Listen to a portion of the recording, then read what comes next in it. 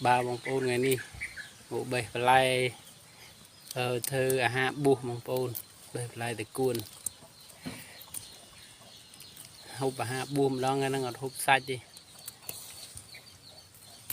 chưa nhưng cha tập lại để tê bán này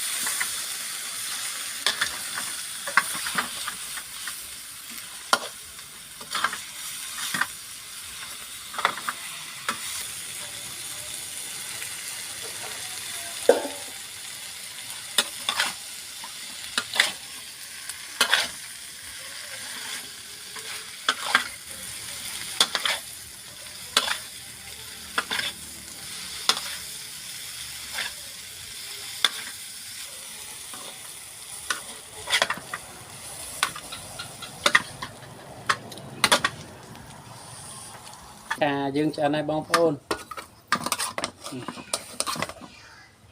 đập mong hộp một đòn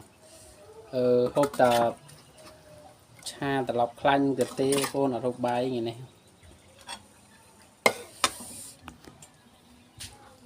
mặc bông phôn hộp cho mức nhân được ngọt cái này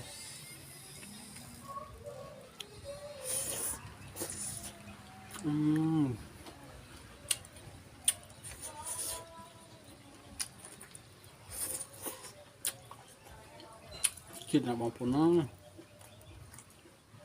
phải lại tập cuốn hay nó ngồi sặc chết chứ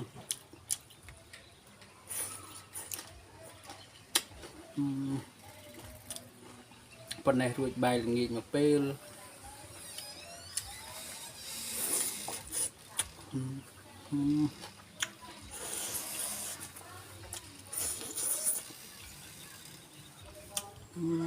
quân cháu bye bye